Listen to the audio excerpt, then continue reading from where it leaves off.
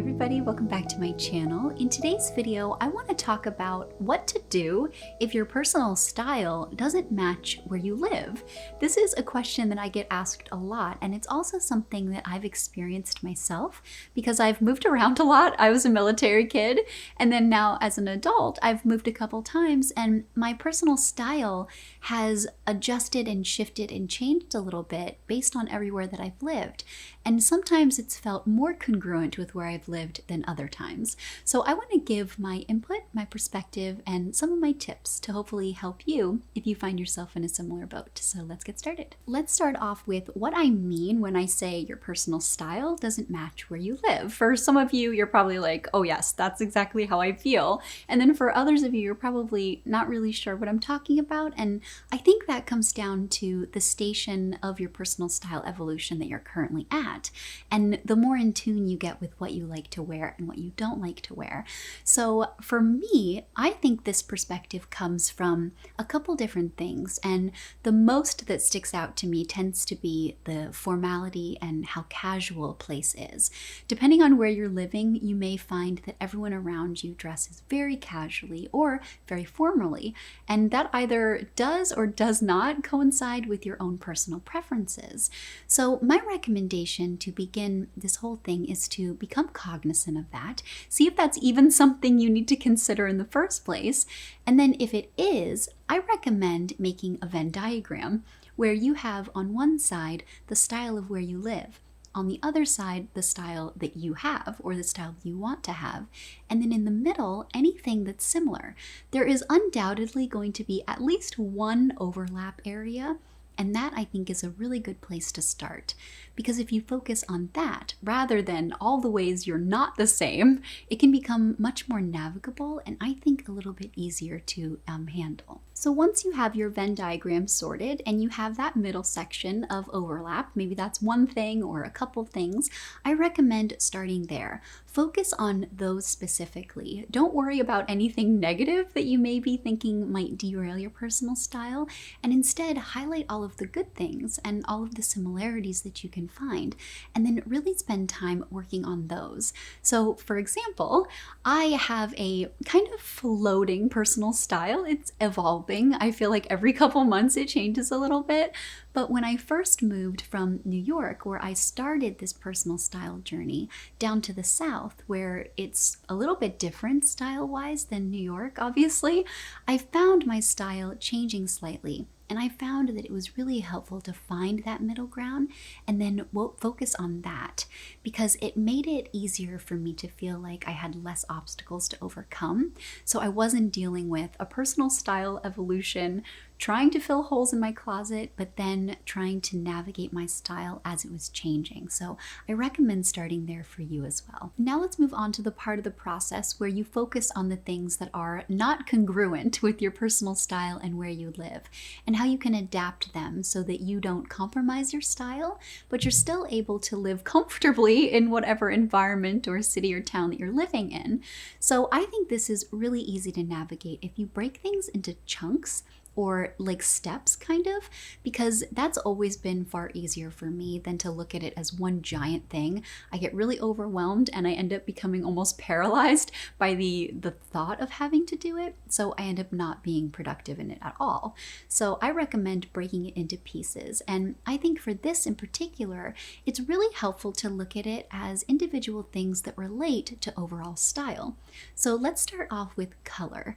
So color, I think, is a really good place to start because it's so easy to see when you go to a place or you live in a place. You can see a lot of color similarities between what people are wearing and maybe what you're wearing, and I think that that makes it a really easy place to jump in.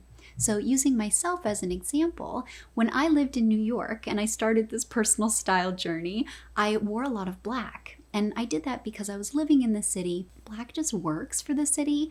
It's a very practical color to wear when you're living in New York, especially if you're commuting. It's very dirty most of the time, so it kind of masks a lot of that, and it's just a really good color. Plus it goes with my hair color, my eye color, my complexion. It's something that I enjoy wearing. So I really loved that about my personal style, and as a result, I had a lot of black.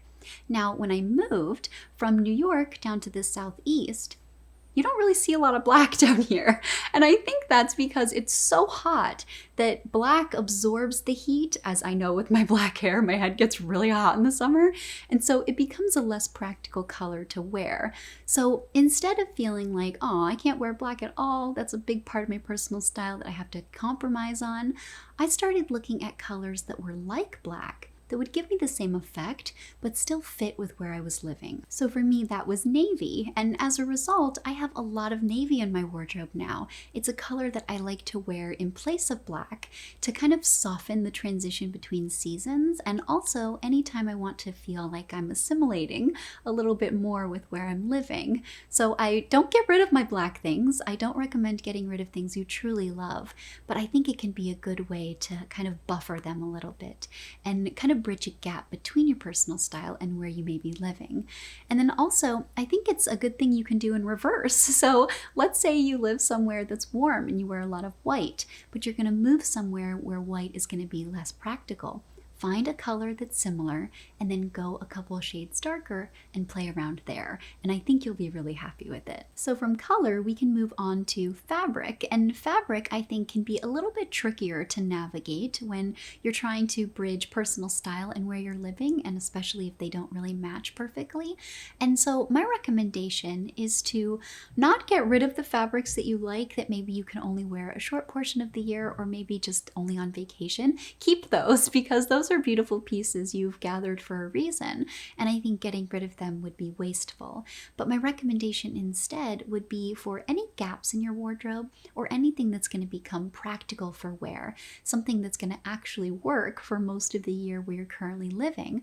I recommend finding things that you love that are maybe just a little bit thinner version or a slightly softer fabric. So using myself as an example, I really like cashmere and wool. I think that they are the best fabrics and I love wearing them. And luckily for me, I guess, I get cold really easily, so I get to wear them a decent amount of time down here, even though it is warm the vast majority of the year.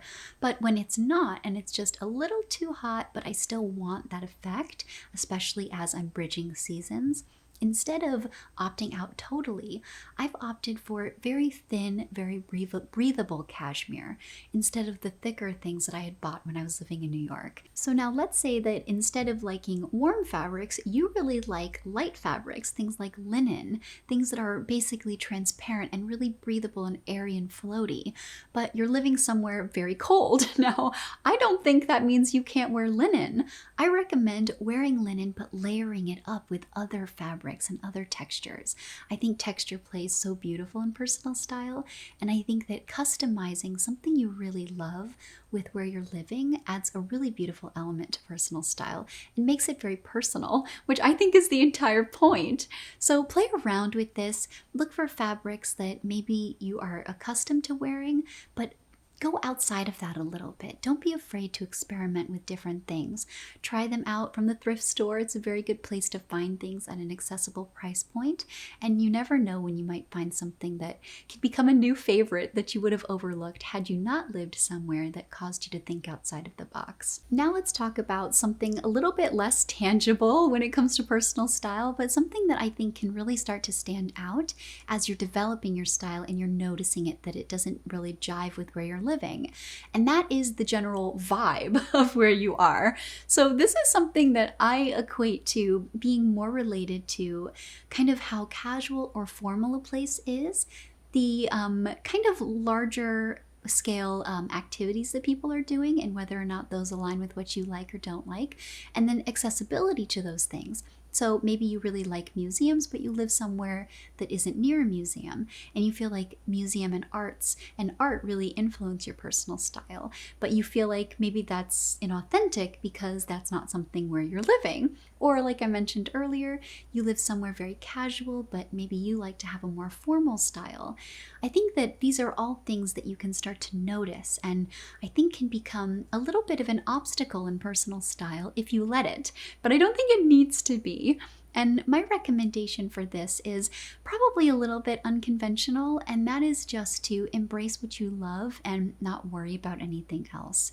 I think that with the access to the internet, you can view art and music and even watch large-scale musical performances live in front of your very eyes through a computer screen, which I think is amazing and doesn't require access to an opera house, for example. So you don't have to worry about living somewhere that doesn't have that. You can still allow your personal style to be influenced by those things that you love and still enjoy them. And then also, when it comes to how formal or how casual a place is and whether or not you yourself are formal or casual, my recommendation is to wear, again, what you love and try to not focus on occasional comments that may come from people saying, oh, you're so dressed up, or oh, you're so casual. Within reason, of course. I think it is nice to be respectful if you're going to a special event, for example, and there is a dress code. But I've talked about that in past videos. And for this video, I'm talking strictly about your day-to-day life and things that you enjoy to wear, things that make you feel really good.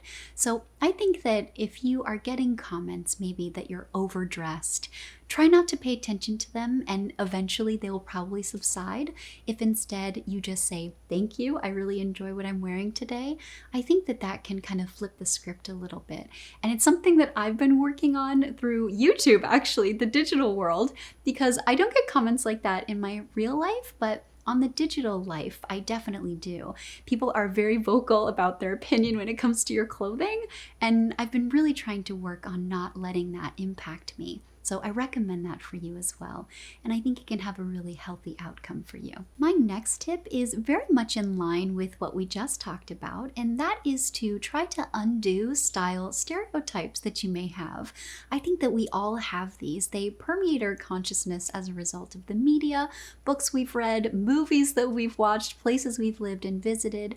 And I think that as a result, we can come to the conclusion that certain clothes should only be worn in certain places, or a certain style is only appropriate in certain places. But I totally disagree. I think especially in the world that we're living in now, we have complete control over creating the reality that we want and really trying to surround ourselves with things that make us happy. And personal style, I think, is a good extension of that. So try to undo some of those for yourself. And maybe if you're under the impression that Parisian style is one very strict thing, but you don't live in Paris, so you can't dress that way, that's not true. You can wear whatever you want, and you should wear whatever you want.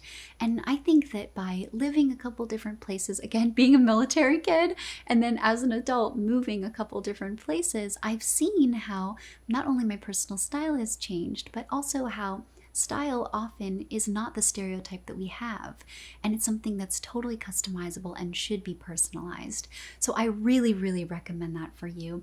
Spend time maybe writing down what you like about style, your own style, things that you're drawn to, and then maybe the stereotypes that have influenced those perspectives and how you can really undo those to accommodate where you're living and allow yourself to enjoy the style that you like, regardless of the city you live in, the country you live in. Maybe you live in the country or the city, anything about your circumstance that maybe in your mind doesn't line up with the style ideal that you have.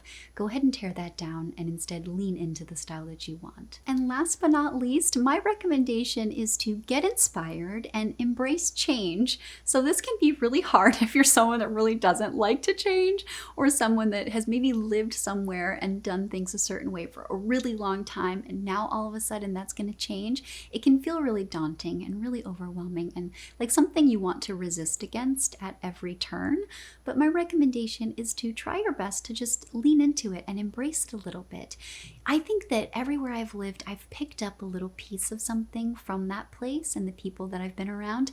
And it's been so interesting to see that all contribute to my personal style.